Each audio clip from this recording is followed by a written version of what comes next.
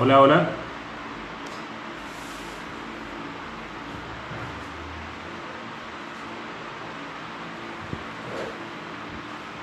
No tiene buena señal.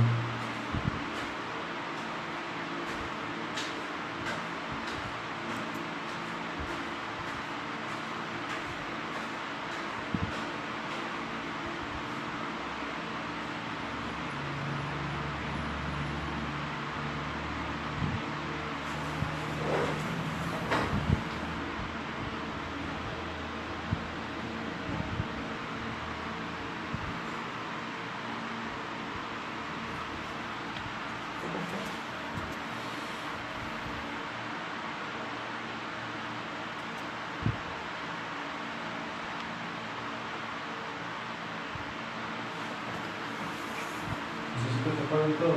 Necesito que apaguen todo. Yo necesito que apaguen todo. Yo tengo una ley de señal. ¿Que apaguen todo? Sí. Pero ahora. Apaguen todo. Sí.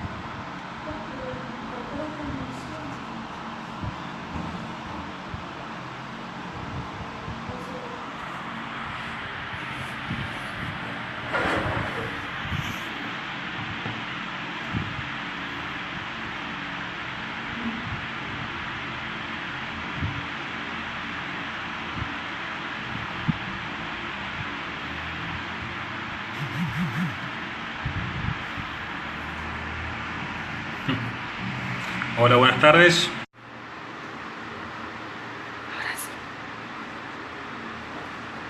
Hola, hola, buenas tardes, buenas noches, ya casi no sé en qué lugar están escuchando, viendo. Bueno, siempre hay un poquito de demora en lo que se ve y lo que está filmándose. Bueno, la idea de hoy es que ustedes puedan interactuar, escribir por la misma red, por el Facebook, hacer la pregunta y si vayamos respondiendo. La idea de hoy es un pedido también de uno de los familiares que están pasándola mal por una situación puntual, un ser querido con un cáncer de pulmón en el vértice, y usar esta forma, ya que es difícil por ahí conectarme con los pacientes porque lamentablemente, bueno, ustedes ya más o menos saben lo que ha pasado en estos días. Es difícil trabajar haciendo cuidados paliativos, por lo menos a los que somos peronistas acá en Mendoza. La idea es de poder ir ayudando hasta que, bueno, encontremos algún lugar donde podamos ejercer y trabajar en aras para esos otros pacientes que están pasándola mal y que no pueden pagar una consulta particular. Bien, nuestro paciente se llama, a ver, no sé si está conectado. No, no está en este momento. A ver. Se me fue. Bueno,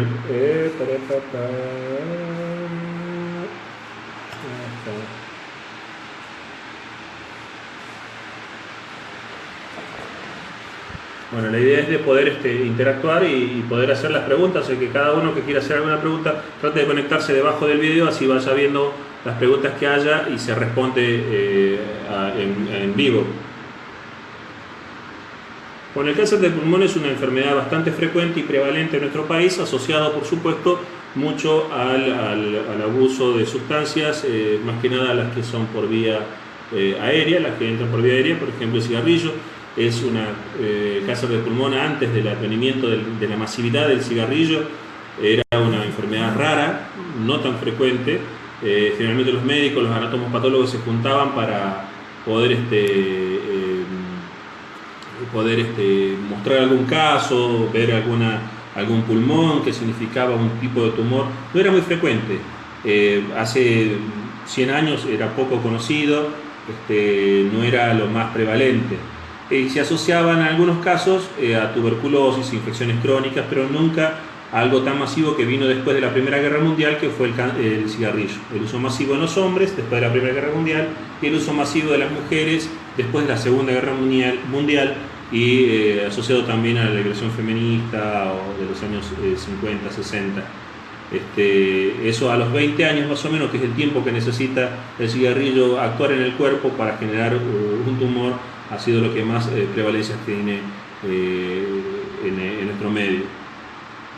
Tan así que, por ejemplo, en las mujeres casi es el tercer tumor en frecuencia, después del cáncer de mama, colon, también cuello uterino en algunas zonas de nuestro país, y que sigue siendo un tumor frecuente. En el caso de los hombres, sigue siendo el cáncer de pulmón ya hace rato que es el más prevalente, el más frecuente, después el cáncer de colon y el cáncer de próstata. Muchos, por la evolución del tipo de tumor y las expectativas y dónde se inicia el tipo de tumor, se puede clasificar de diferentes formas. El cáncer de pulmón más frecuente es el cáncer de pulmón de la vía bronquial, o sea, el broncogénico, el que nace, se genera en el bronquio, o sea, el primer lugar donde llegan todas las sustancias tóxicas del cigarrillo, en el mismo bronquio, en el mismo pulmón. Y hay tumores también que se desarrollan especialmente, que es el tema que vamos a trabajar más hoy, que es el tumor del vértice. Son tumores que aparecen en la zona apical, o sea, el pulmón, si podemos hacerlo como si fuera un triángulo, en la parte más alta, en la parte del vértice, se llama tumor de Panquas o tumor del vértice, que son los tumores que tienen un tipo de sintomatología especial y que tienen una forma de crecimiento que es generalmente por contigüidad, o sea, crece hacia los costados, invadiendo estructuras cercanas, adyacentes, y no necesariamente invade metastiza rápidamente como en otras zonas del tumor. Los tumores de la zona apical tienen una característica, habitualmente invaden las zonas de los plexos que vienen y salen y generan un dolor típico, que es un dolor del hombro, un dolor que en la zona derecha podría dar un síntoma característico, que es ese dolor en el hombro, que ha ido al traumatólogo, que fue muchas veces ese paciente a ver por qué tiene ese dolor y nadie sabía por qué motivo era. También se ve a veces cuando hay compresión de la zona más simpática, los ganglios simpáticos cervicales, puede haber o más en la zona mediastinal, cuando afecta, lesiones en la voz, como una voz bitonal, o alteraciones para tragar, la deglución, o también en las zonas más de la parte simpática, da un cuadro característico que se llama síndrome de Claude-Bernard-Horner, que es un síndrome que hace una tosis palpebral, un párpado caído, la zona de la facial sin sudoración, que eso es característico y llamativo, y una pupila miótica, una tendencia a achicarse en la pupila. Entonces el médico, que es un buen semiólogo, si le da bolilla a su paciente, puede mirar y diagnosticar esto con facilidad, sin necesidad de a veces de un estudio, pero ya presumiendo, cuando a partir de ese diagnóstico, qué estudios va a pedir, qué métodos, por ejemplo, una radiografía común de tórax los podría diagnosticar. Obviamente son tumores que, para llegar a dar estos cuadros sintomáticos, ha pasado una gran evolución de su enfermedad, y esa evolución hace ya un diagnóstico tardío, ya no es un diagnóstico precoz, es un diagnóstico inicial, así que no puede ayudarse mucho para la erradicación del tumor. Un tratamiento quirúrgico es imposible. Los tratamientos que se hacen desde el punto de vista oncológico van por el lado de la radioterapia y la quimioterapia, que puede ayudar a frenar un poco la enfermedad local y controlar y hacer el control de síntomas. Desde la mirada paliativa, o sea, el manejo del control de síntomas, uno pone como prioridad siempre lo que dice el paciente, lo que dice esa persona que está enferma, y esa es la idea, y esta es la mirada nueva dentro de lo que es la medicina, una mirada mucho más respetuosa del otro, ese otro que está sufriendo y que a veces se lo pone en un lugar secundario, tanto secundario para el saber médico, secundario para lo que dice la familia, o los deseos de la familia, o las culpas de la familia, y secundario para las instituciones o las obras sociales. Ese paciente que toma el primer lugar, el lugar protagónico, se debe tener en cuenta desde el diagnóstico, desde qué es lo que se dice, cómo se dice, hasta dónde se dice, respetando también las pausas que tiene ese paciente, respetando que algunas veces hasta acá quiere saber hoy y mañana tal vez quiera preguntar un poco más, y no buscando la justificación para no decir los diagnósticos y mentirles, y mucho menos porque realmente ahí no se toma en cuenta el respeto a la autonomía del paciente. El paciente debe decidir siempre, debe elegir siempre, salvo que esté tan pronto con la lucidez alterada o el estado cognitivo alterado, no debiera nunca menospreciarse su deseo. Y aún aquellos que tienen ciertos déficits mentales también debe ser tenido en cuenta en ese consentimiento informado para que el mismo paciente pueda elegir y decir hasta dónde, qué quiere hacer, qué cosa quiere hacer, qué cosa no quiere hacer, siempre basado en la información gradual, sencilla, en términos que entienda ese paciente y en términos que no signifique de pronto violentar su autonomía. La ley 24742 del año 2010 puso en manifiesto todos los derechos, lo que significa los derechos del paciente, así que les invito a aquel que quiera profundizar el tema a interiorizarse más de la ley y que eso significa todos los logros que se puede hacer para que uno sea, como persona, pueda decidir qué es lo mejor para uno. ¿Quién mejor que uno para eso? ¿Quién mejor que uno para eso, pero con la información que debe darla su médico, su facultativo, que tiene la obligación, porque hay un derecho que está presente, que es el derecho a poder elegir y decidir.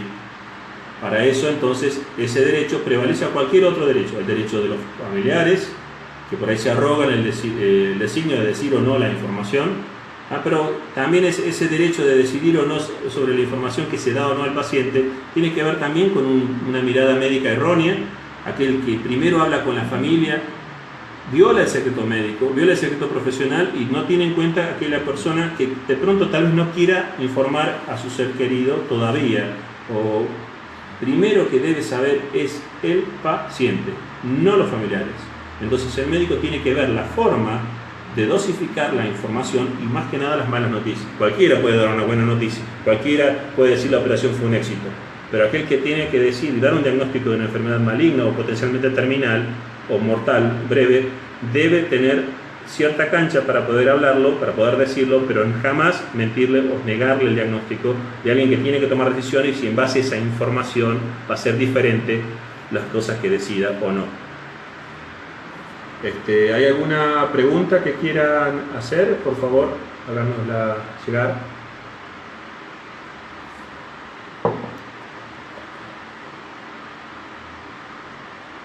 No sé si se escucha bien.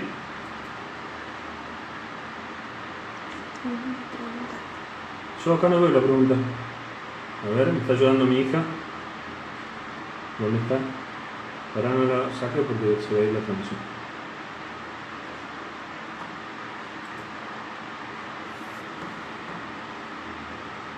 A ver, me preguntaba.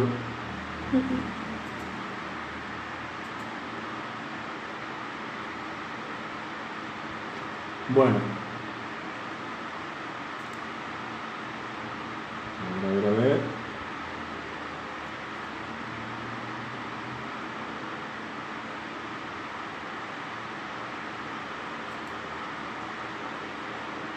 Bueno, no sé si Silvia está conectada. ¿Me puede hacer saber si está conectada? Sí. Ahora vamos a hacer la pregunta acá por escrito. ¿Se puede saber? ¿Querías hacerme la pregunta? Porque no te entiendo. ¿Qué dice? ¿Qué dice? Cuando puedas informarnos, Marcelo, si hay legislación sobre los equipos de cuidados paliativos ¿Cómo puede conocer un ciudadano común saber dónde encontrar esos equipos de profesionales que guíen a enfermos y familiares? En general, la tendencia es armar los equipos y a nivel mundial, a nivel nacional, se han empezado a hacer desde los hospitales públicos. La medicina privada ha sido la que siempre empezó y fue detrás, como que abrió camino los hospitales públicos. En general, en la ciudad de Buenos Aires, en la ciudad de Rosario, han sido los equipos que más desarrollados están en el país. Pero también hoy las demás ciudades, como Córdoba, acá en Mendoza también estamos, en Río Negro y diferentes ciudades de la provincia de Buenos Aires, Mar del Plata, La Plata, fueron también incorporando equipos, o por lo menos iniciando a través de una persona que después fue sumando gente, voluntarios y todo lo demás. Muchas cosas se están todavía haciendo a pulmón. Lamentablemente no hay definiciones ni decisiones políticas ni financieras para sustentar estos programas, que necesitan recursos como todos, y generalmente si hay una mirada económica también. Los cuidados paliativos son 7 veces más económicos que cualquier cuidado habitual, y eso no quiere decir que vas a reducir costos o gastos públicos como se usa ahora en estos movimientos neoliberales, sino que vas a usar lo que realmente sea necesario para esa persona. Tenés que sostener los equipos, tenés que ayudar y ver la forma de cómo esos equipos llegan a los domicilios cuando el paciente ya no puede ir a atenderse en los hospitales o en los sanatorios donde sea. También hay equipos en las medicinas privadas que han empezado a sumarse, que lo han hecho también tal vez con un criterio más economicista, pero a la larga sí funciona y podés dar mejor tratamientos a esas personas, considerando siempre el control de los síntomas como el dolor, la falta de aire, el delirio hiperactivo, la constipación, cosas que para ahí en general pasan desapercibidas, una micosis, unos hongos en la boca que hace que le arda la boca, que no pueda tomar un alimento o ingerir una hidratación, una bebida, hace que de pronto termina un paciente que no se conoce, terminan poniéndole un suero, usando las venas, que realmente es lo que trata siempre uno de ser el último recurso, cuando realmente no haya otra vía para hacer. El 90% de los pacientes jamás necesita una vía endovenosa y pueden morir de otra forma, en su casa, con contención familiar, y con control de síntomas eficaz, cuando los equipos realmente llegan a atender a esa persona, a preparar a esa familia y trabajar de otra forma al final de la vida. Todos los que estamos acá, los que están escuchando allá del otro lado, o nosotros, un día nos va a tocar lidiar con estas cosas en lo personal. Qué mejor para todos que haya equipos funcionando, porque tanto este que habla, como el ministro de Salud de Mendoza, o como el gobernador de Mendoza, o el presidente de la Nación, van a necesitar algún día de la atención de esas personas. Entonces, por eso es importante cuidar a los cuidadores, cuidar a las familias que están necesitando ayuda y cuidar proveyendo, siendo accesible, siendo disponible los fármacos que se necesitan, entre ellos lo que es opioides, los otros analgésicos, medicamentos para el control de los síntomas neurológicos, psiquiátricos y todas las cosas que pueden hacer al disconfort de las personas que existan, que estén accesibles en tiempo y en forma y que sea económicamente posible adquirirlos, ¿no? O sea, creemos que los medicamentos, los fármacos que se usan al final de la vida deben ser gratuitos. A veces tenemos medicamentos de 120.000 pesos, un anticuerpo monoclonal, y no tenemos para cubrir una morfina de 20 pesos, y eso no puede existir, y más cuando los pacientes se han gastado todos los recursos a veces con tratamientos heroicos, forzados, o que iban a curar todos los problemas. Es un tema también importante esto de la negación de la finitud de la vida. La sociedad nuestra, la sociedad occidental, materialista, necesita de la negación de la muerte para encontrarle sentido a muchas cosas materiales que no encontraría sentido si pensaríamos que un día nos va a tocar, y no más dentro de 60, 70 años, ya todo lo que estamos acá hablando, peleando, discutiendo, va a ser una cuestión de historia, ya no vamos a estar más por sobre la corteza terrestre. Entonces, qué mejor para mí de saber que en el futuro va a haber equipos que me van a cuidar, que me van a cuidar a mi familia, que le van a hacer entender que de pronto obligarme a comer no necesariamente es un confort para mí, sino que comer lo que pueda, hasta donde realmente le sirva a mi cuerpo, y no que sea un beneficio a veces para el tumor, para que crezca más rápido. No todas las personas necesitan sueros al final de la vida, no todas las personas necesitan forzar la nutrición. que por ahí vamos a saber si realmente es una alimentación, ¿ah? Cuando ya la persona tiene hasta asco en la comida y cuando ya la comida le genera dolor en el intestino porque se hidrata diferente, porque hay estreñimiento, porque hay un montón de cosas. A ver, ¿quién hace una pregunta? Yo no veo la pregunta, ¿dónde está? ¿En el mismo sistema? A ver si está acá.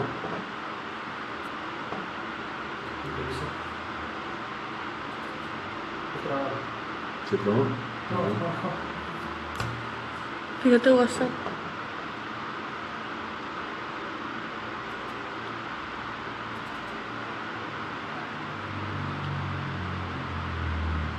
Bueno, no sé, ahí está, ahí se ve. Ahí está Silvia Mesano, está, pone que sí se ve. Graciela plantea ahora por acá, se empezó a escuchar. Cuando puedas informarnos, Marcelo, si hay legislación, no había problema con la decisión. Antes que nada, Marcelo, mi respeto y cariño y solidaridad con la medida impuesta en tu contra. Tu despido no hace más que demostrar la poca sensibilidad que el sistema de salud pública está teniendo. No tardará mucho en aparecer el lugar donde puedes seguir ofreciendo tu conocimiento, humanidad y nobleza. Bueno, gracias, Olguita. Olguita es una compañera que conocí en San Luis, en uno de los en esta tarea de docencia que tuvimos como equipo. Nos invitaron varias veces a San Luis también a tratar de sembrar la semillita de los cuidados paliativos en la misma ciudad de San Luis. Bueno, ahora ella fue para otros nortes, se fue también para la zona de Río Negro. Entonces, ¿qué pasó?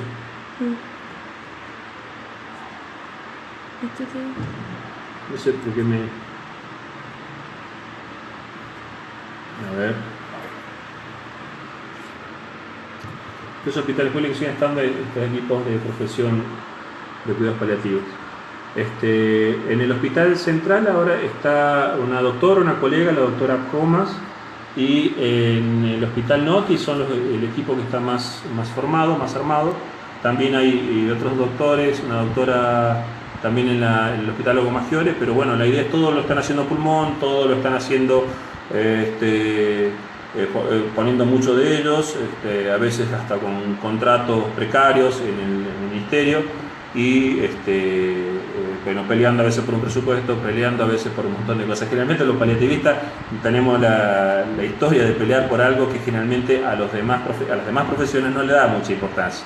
El tratamiento contra el tumor, somos todos Gardel, todos queremos hacer, vamos con el último anticuerpo monoclonal, vamos con el último receptor del gen, de la proteína, de la oncoproteína, y todas esas cosas estamos muy pendientes, estamos siempre con lo último, que a veces le significa una sobrevida a un paciente de 2 semanas más.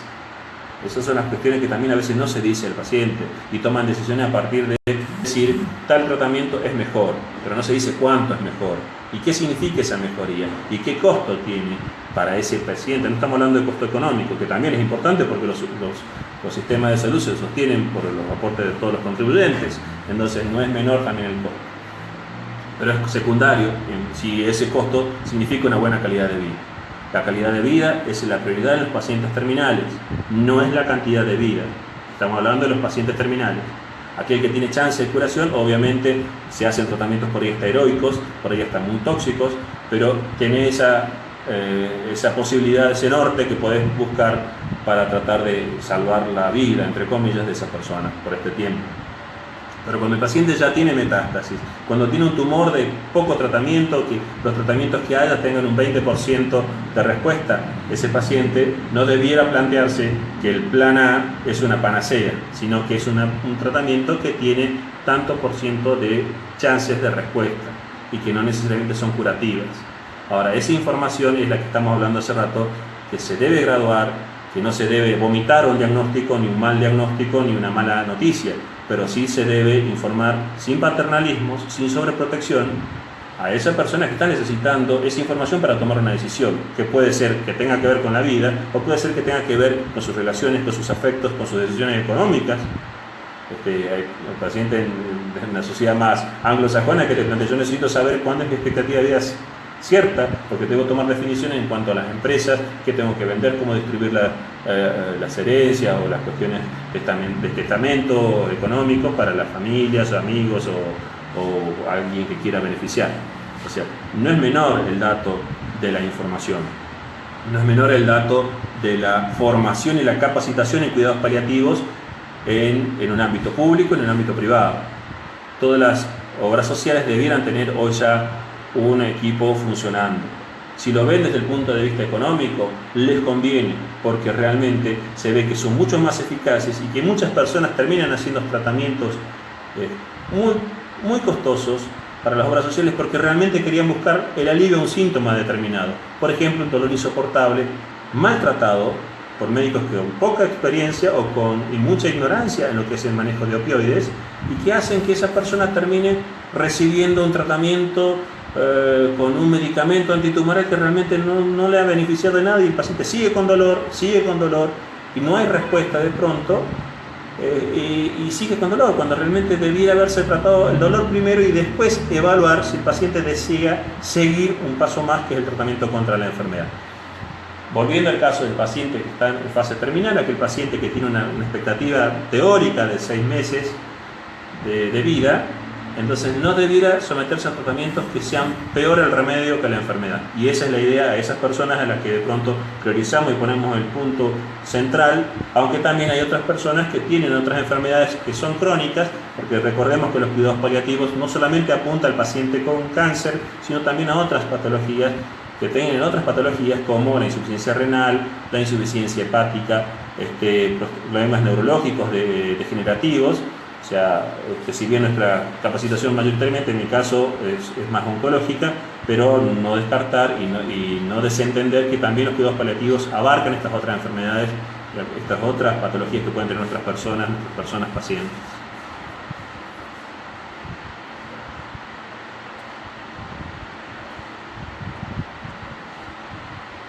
Bueno, gracias Olga por la solidaridad.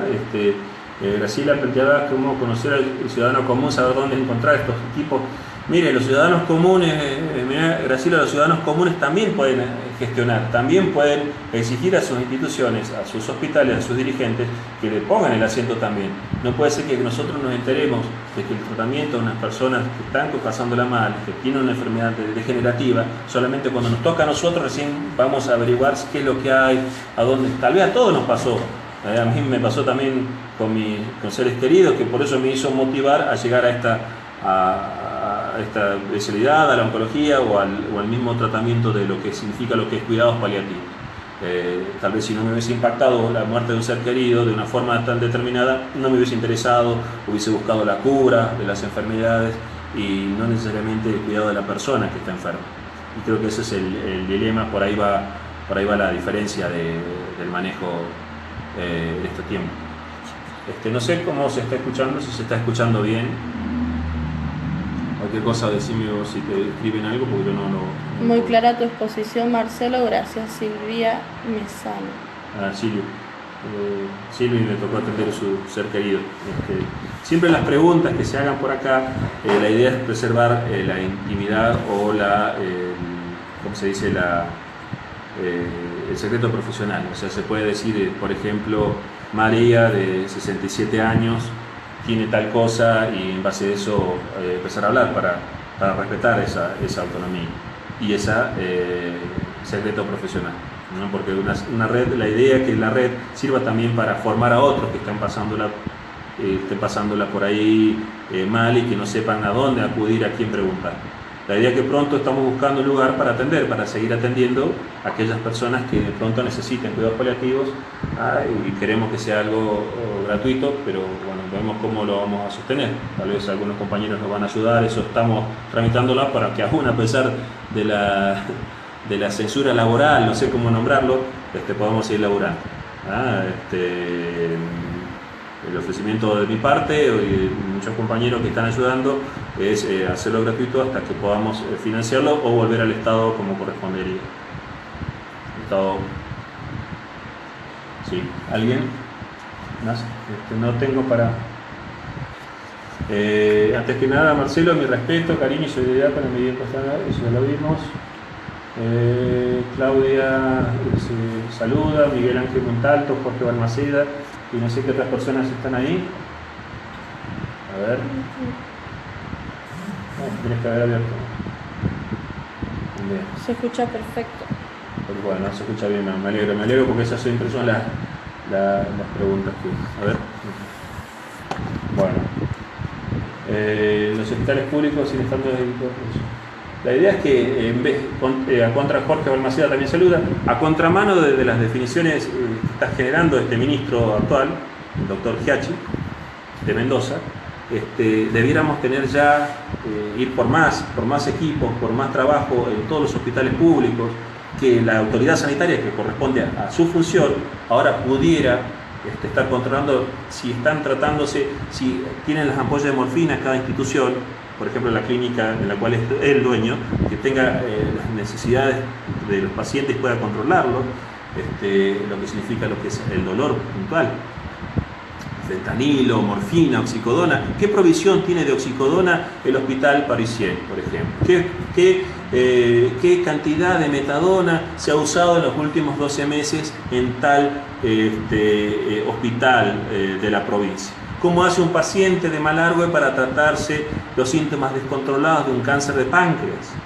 ¿Cómo hace el paciente del caso de Silvia de Bursaco, Buenos Aires, que está preguntando que no tiene, que desde Luis Guillón, ahí en la zona de Almirante Brown, está pidiendo, Esteban Echeverría, perdón, en la zona sur del conurbano, está pidiendo que no tiene cobertura, nadie quiere ir a la casa, inclusive ella quiere pagar, pero nadie va a la casa porque nadie quiere ir, entonces está en un dilema de pronto de que se tiene que quedar internado porque si no en la casa quién lo va a controlar, cómo lo van a ver, quién lo va a atender. Esa angustia que tiene esa familia, si se le formara bien, si tuviera un equipo que trabajando cerca, si tuviera un teléfono a quien llamar y preguntarle, mire, no fue de cuerpo, ¿qué hago? Y ahí de pronto teniendo ya la medicación en casa, se le asesora, se le plantea, se le indica qué tal o cuál tratamiento es mejor para hacer. Para aliviar ese sufrimiento del estreñimiento, por ejemplo, si hay un bolo fecal, si hay un enfermero amigo, accesible, que alguien que le puedas decir, mira, aumentarle un poco el goteo, aumentarle la dosis de esto, o subirle un poquito, o a decirle al mismo familiar que ya está canchero, le decís, mire, es muy importante que respete las tomas, que respete los tiempos de las tomas, que no espere a que le duela para recién dar la próxima dosis, sino que debe darla ahora. Si por ejemplo morfina cada 4 horas, si es oxicodona puede ser cada 4 o 6 horas, si es metadona tiene una vida media mucho más larga, o sea la duración en el cuerpo puede ser de 6 horas, 8 horas, hasta 12 o hasta algunos casos hasta 24 horas. Entonces significará que debe tomarla una vez, 2 veces al día, 3 veces al día, 4 veces al día. Entonces es clave el tema de los tiempos en lo que es medicamentos, y entender también el dato positivo y optimista es que casi no existe dolor que no pueda ser controlado. Lo que habitualmente vemos es mucha ignorancia descontrolada. ¿Ignorancia de quién? ¿De los profesionales? Sí. Lamentablemente los opioides, el manejo de lo que es analgésicos, hay mucho tabú, mucha idea en contra y mucha opiofobia que hace que estas personas sufran solo por ignorancia de su doctor, y eso no es menor. ¿Y eso qué significa? Y bueno, que tenemos que reforzar la formación de cuidados paliativos en el pregrado, en la universidad, en el posgrado, en los cursos que se hagan de pronto en las patologías, los que trabajan en gerontología, los pacientes, los médicos de familia, los que estén haciendo cursos de medicina más en la comunidad, la clínica médica, sacar los mitos en contra, no provoca paro cardíaco, todas las fantasías que hay, las cosas que se dicen por ahí, que cualquier opina. Si bien hay un aumento del uso de los opioides de segunda generación como el tramadol, perdón, para no dar marca, pero seguimos viendo una gran reticencia de muchos médicos a usar opioides del tercer escalón, como diría de la OMS, ejemplo la morfina, la oxicodona, la metadona, el fentanilo. Ninguna persona debe morir con dolor. Más del 90% de los pacientes tienen, con el acceso a cuidados paliativos, tienen el dolor controlado hasta el último momento de su existencia.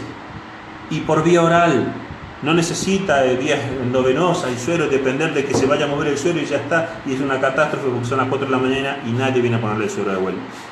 No, debe darse por vía oral, debe controlarse el estreñimiento, debe controlarse el tema de los tiempos, los efectos adversos que pueden tener como cualquier otro fármaco, sacar los miedos de la morfina, sacar todas las tonteras que por ahí los mismos colegas le inoculan, o algún tercero que viene y cae de paracaidista y también opina y dice por ahí vamos a hacer un término cuyano, cada huevada que hace que las personas terminen sintiendo culpa que si le pone la medicación le va a matar.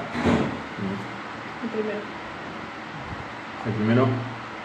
Como cuidadora no puedo entender esta negación y casi desprecio por los cuidados paliativos de las personas que los realizamos no solo por vocación, sino por el ser humano, que debería existir una materia completa en la carrera de medicina. Y sí, coincido. No sé si en la materia, creo que debería ir como siempre como módulo en cada una de las asignaturas, por lo menos a partir del cuarto año de medicina, entender que no solamente estamos para cura, como medicina, porque soy médico, pero bueno, el psicólogo también, el trabajador social también, el asistente terapeuta, el enfermero también debiera tener su formación de cuidado objetivo. Un enfermero puede poner una vía subcutánea, una cosita que se pone acá, una pequeña mariposa, en el caso de que ellos no pueden tragar la medicación, le puede poner por ahí en un suero común y se soluciona el problema, y no necesita andar escarbando vena, en una vena que ya está hecha bolsa por las quimios, hecha bolsa también porque tiene poco volumen, o sea, porque los vasos están bastante deteriorados ya, no necesitaría de pronto usar tanto medicamento endovenoso. Para el médico habitual formado en la clínica médica es casi como pasó por la guardia, entró a la sala de internación y tiene que poner su suero. No sé para qué, pero hay que ponerle suero lo mismo. A veces no es necesario. ¿Hay pacientes hoy en día que pueden estar sin sueros internados? Sí, muchísimos.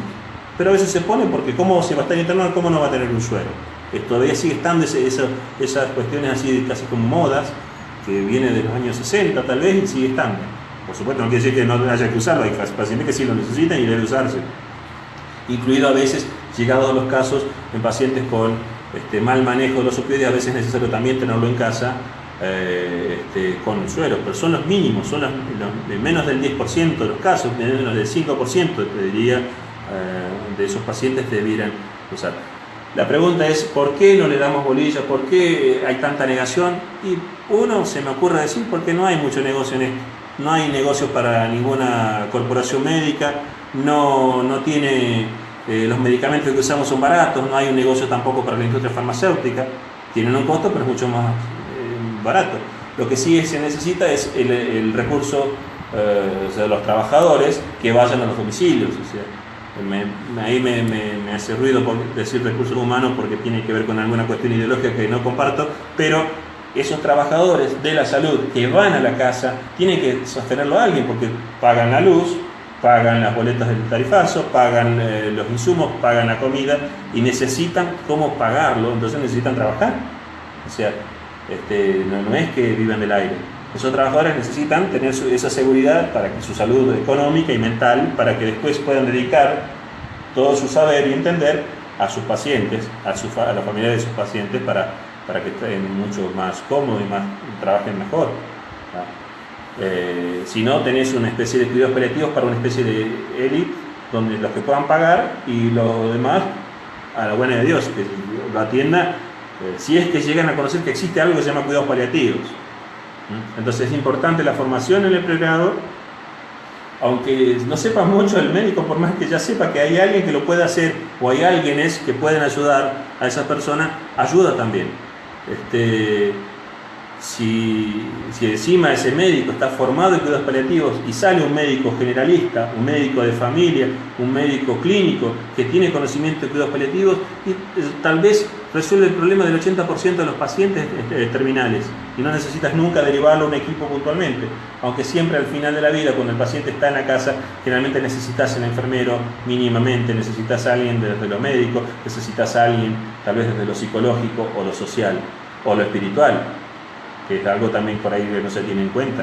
Lo espiritual es muy importante, y no estoy hablando solo de la cuestión religiosa, estoy hablando de todas las cuestiones, o sea, la espiritualidad del ateo también es importante tocarlo, y para eso tienen que estar formados los médicos y los profesionales y los trabajadores de la salud, para que cuando lleguen al abordaje de esa unidad funcional que es el paciente y la familia, no sea invasivo, no trate de meter sus propias creencias religiosas a esa persona. Acá no se trata de hacer algo panfletario de religiones, sino de entender que a veces de pronto alguien que te dice ¿por qué a mí? ¿Qué hice yo para merecer esto? Hay una connotación tal vez desde la creencia de los doctrinarios que hace que trabajar eso, esa culpa, esa cuestión que siente, o esa sensación de injusticia o de un Dios castigador, para poder hacer las paces con su creencia y pueda cerrar ese ciclo que está dándole mucha ansiedad, mucha desesperación, hasta mucha culpa por pensar lo que piensa o sentir lo que siente. Gracias, Marcelo, por compartir tus conocimientos sobre temas difíciles de abordar. Un abrazo, dice Sonia. Silvia, no voy a olvidar nunca cuando ibas a casa por mi amada mamá en el 2007 y tanto nos contuviste y enseñaste. Bueno, Silvia, gracias a vos también por confiar y a todo lo que están hablando. ¿Por qué? Porque esto se trabaja de equipo. Los familiares, los que toman la posta, me acuerdo de Silvia y Mónica, el trabajo que hacían con su ser querido, y me acuerdo puntualmente porque el ser querido de Silvia y Mónica no me quería mucho a mí como médico, pero entonces era indirecta el trabajo con ella, y la verdad que fueron excelentes enfermeras, médicas, psicólogas que ayudaban y traían sus angustias y veíamos, y eran luchadoras también, porque ahí nomás pelearon, buscaban la forma de cómo pelear ante las obras sociales para que le provean la medicación. La verdad que fue lindo también ver, porque también a nosotros nos enseña esos familiares que son luchadores y que de pronto ese no que le dicen de entrada lo convierten en sí, y eso vale oro, porque nos facilita también nosotros el trabajo.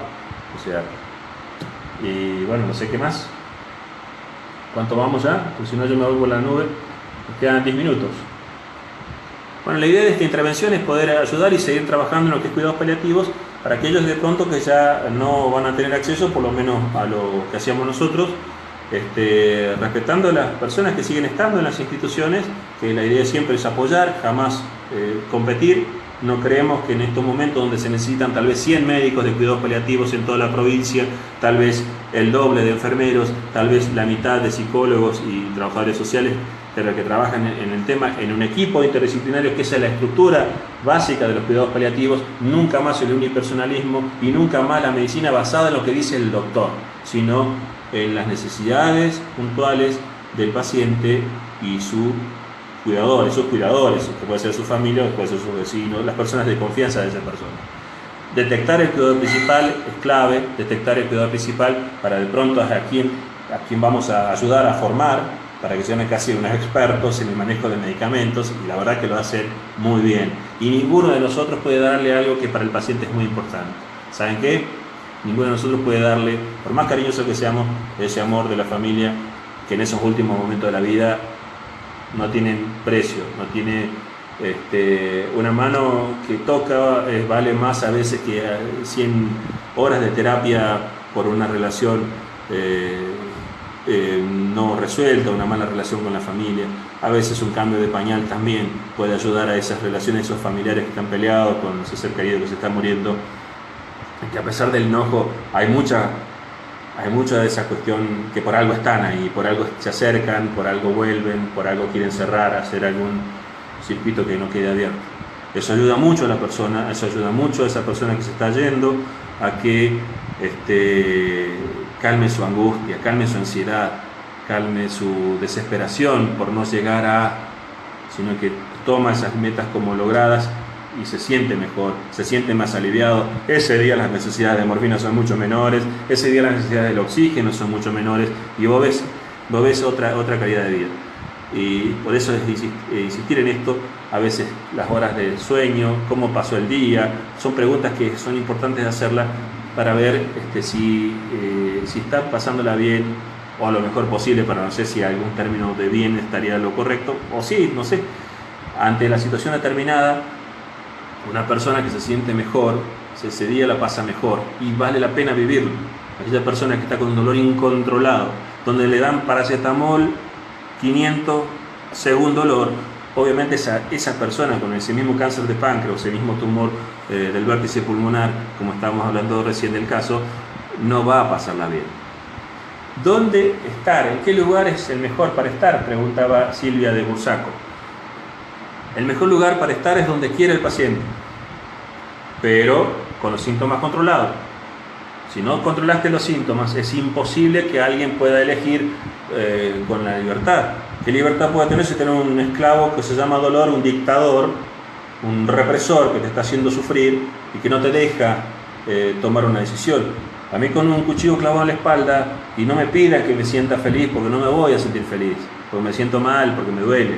Ahora, si el dolor se alivia, ya es diferente, ya es otra cosa. Ya puedo decir, bueno, quiero que me lleven a mi casa, quiero estar en mi ventana, quiero mirar mis plantas, quiero mirar mis canaritos, quiero estar con mi gato, quiero estar con mi perro. Es diferente. Por eso no es lo mismo una persona con dolor, esclavo del dolor, que una persona libre del dolor. No es lo mismo una persona que está esclavo del oxígeno o que terrora, que muera por falta de aire, desesperado, asfixiado, aquella persona que se siente seguro, que su familia lo contiene, que aún a pesar de la falta de aire sabe qué tiene que hacer, sabe que tiene que usar algún tranquilizante, sabe que tiene que usar el ventilador, sabe que tiene que ayudarse con mojar la cara, mojar la boca, echar aire, o con el mismo oxígeno, o con corticoides, porque también ayuda a mejorar las secreciones, o que la panza no esté tan hinchada, porque también el diafragma puede extenderse más en la respiración, o ponerle en una posición donde la excursión del diafragma sea mejor, entonces mejora la bocanada de aire ante la debilidad extrema que habitualmente tienen nuestros pacientes. O aquel familiar a quien ha sido formado en lo que significa la alimentación, entender que va a tomar tal vez o comer una cucharita y no lo que comía antes y no lo que le gustaba antes porque ya no le gusta más. Trabajar con la ansiedad de la familia, trabajar con la culpa que siente ese familiar por no verlo comer y la angustia que le genera porque siente que lo está dejando morir. Es importante también entender a ese familiar, explicárselo, darle las pautas en las cuales hasta dónde él puede llegar y hasta dónde él no puede llegar. Ningún paciente con un tumor avanzado que lo lleva a la cama, lo deteriora, está gordito, rozagante y bien. Si bien en algunos casos de algunos tumores, como por ejemplo algunos hematológicos o el melanoma puntualmente, que uno ve que hay parece un estado general bastante bueno hasta el último momento, pero bueno, vas viendo que el deterioro viene, llega tarde o temprano, hay pérdida de peso, hay pérdida de la masa muscular y hay debilidad por ende que no se puede controlar, pero sí se puede aliviar los síntomas que se pueden aliviar: dolor, falta de aire, ponerse metas posibles. O sea, si esa persona lo quiere hacer correr y obviamente no lo voy a lograr, lo voy a frustrar más, entonces no pedirle cosas que no va a poder. También lo mismo le pasa al familiar. Si el familiar se lo prepara, se lo ayuda, es diferente la exigencia que va a tener aquel que no se lo ayuda. Se le dice, usted no pregunte, vaya para atrás, espera ya, estamos hablando, o pregunta cosas. Es muy preguntona la familia, o la familia es muy, ¿cómo se usa habitualmente el término? La familia es muy demandante, exigente, o la familia conflictiva se dice habitualmente. No hay conflicto, lo que hay a veces es una mala comunicación con el equipo de salud.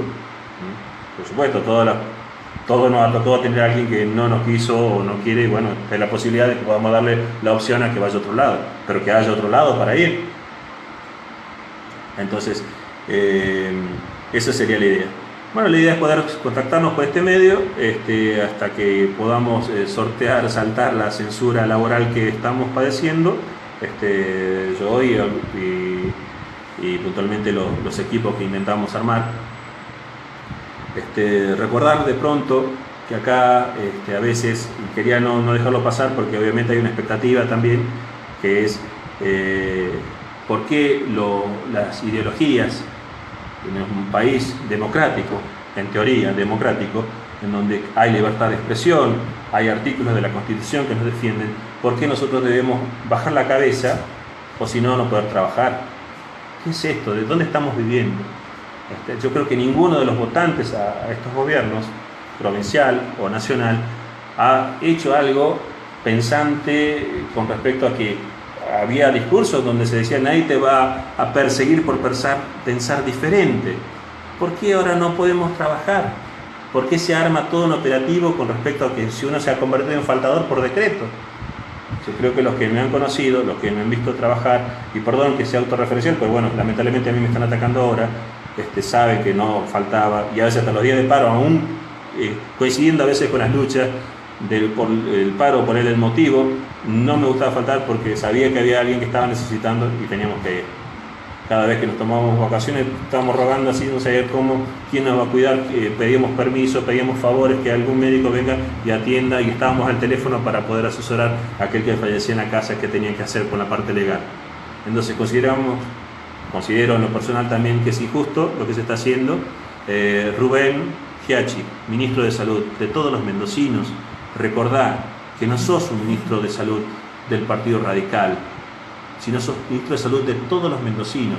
Tenés que responder a la salud de todos los mendocinos. Pensalo antes de tomar las decisiones que tomás. Pudiste hablar, podemos dialogar. ¿Por qué hicieron una campaña con respecto al diálogo, a las persecuciones y todo lo demás? ¿Por qué haces estas cosas? Está mal lo que haces. Está mal lo que haces. Pensá en las personas. No pensás en mí, ni en mi trabajo, ni en mi familia.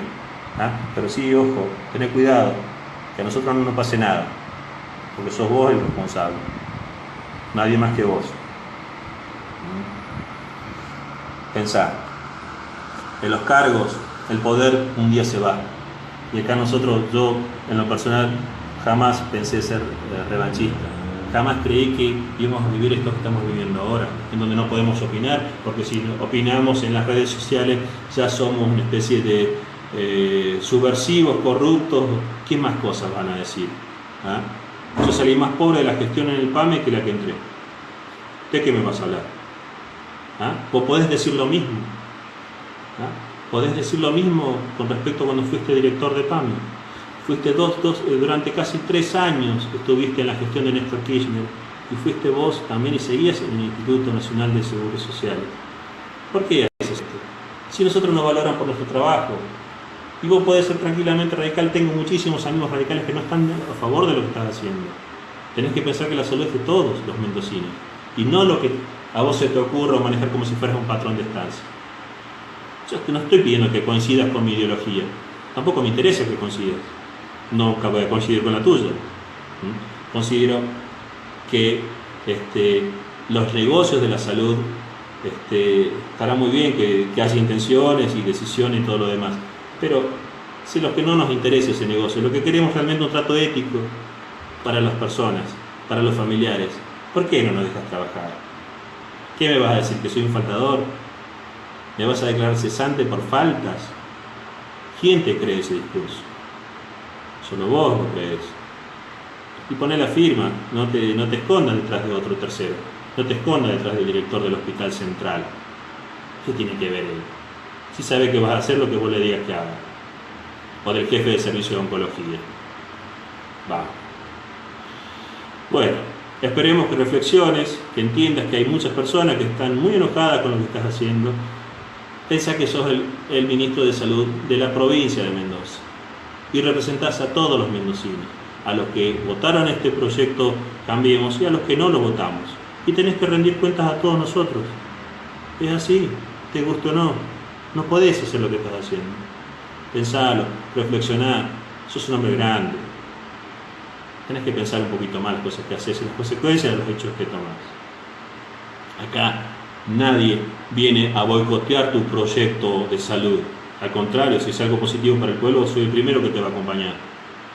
Pero así no, persiguiendo a los compañeros, no. ¿Qué te hicimos? ¿Qué es lo grave que te hicimos? ¿Por qué haces esto? ¿Qué me vas a echar? ¿De dónde más me vas a echar? Trabajo en el PAMI también, ¿me vas a echar también del PAMI? ¿Me vas a hacer echar? Y bueno, de alguna forma vamos a seguir y vamos a hacer. ¿Qué nos vas a hacer? ¿Me vas a perseguir? ¿Me vas a hacer un atentado? ¿Me vas a matar? ¿Qué vas a hacer? Te pregunto, por favor, respondeme. Bueno, perdón por esto, porque lo tenía que decir. Me parece que no es... Debo decir las cosas. Me he aguantado varios meses, desde febrero que empezaste con la persecución. Jamás hice algo desde lo laboral como boicot de las gestiones de ninguno. Si la gente votó a su proyecto, bueno, se respeta. Eso es la democracia, es el juego de la democracia. Ahora, que vos quieras que yo opine, o que yo no opine, o que yo me calle, y si no, so pena de ser sancionado o expulsado del sistema público de salud, y bueno, asumo las consecuencias y me doy cuenta de la clase de persona que sos. Pero no te olvides que seguís siendo el ministro de Salud de todos los mendocinos, no solamente de los radicales, no solamente de los conservadores. A los amigos radicales que se solidarizaron, les respeto porque entienden lo que significó de pronto las consignas de Alem, las consignas de Encinas, las consignas de Irigoyen, las consignas de Ilia, de Oñatibia, que estaban en contra de los negocios de las farmacéuticas. A eso, las consignas de don Raúl Ricardo Alfonsín, persona a quien respeto, y creo que respetamos muchísimo a los que estamos en el campo nacional y popular, en contra de aquellos que hacen negocio de la medicina. Los que están también en nuestro partido, que también lo padecemos, y los que están fuera de nuestro partido. Hoy en día quisiera sinceramente de corazón que nuestro país sea otra cosa, que nuestro país haya una especie de encuentro en los que están por del pueblo. Y ahí sí recuerdo un radicalismo histórico que no tiene nada que ver con lo que vos estás haciendo, que no tiene nada que ver con eso. Sí, un radicalismo que peleaba, que se oponía frente al rojismo allá a principios, en los albores del siglo XX, y que llegó a ser la revolución del parque. A eso sumado el movimiento del peronismo de los años 40, al principio de los años 50, las conquistas sociales, las conquistas de salud, los hospitales del primer ministro de salud de la nación, pasó de ser una secretaría a ser un ministerio. O sea, esos logros son logros del pueblo, no es un logro del peronismo o del radicalismo, son logros del pueblo, y es a él a quien te debes, no a las corporaciones, no a las empresas privadas de salud, es al pueblo todo, que ha elegido a su gobernador y él te ha elegido a vos, pero representás a todos los mendocinos en lo que significa el Ministerio de Salud. Reflexiona, pensá, estamos para ayudar al ciudadano que necesita.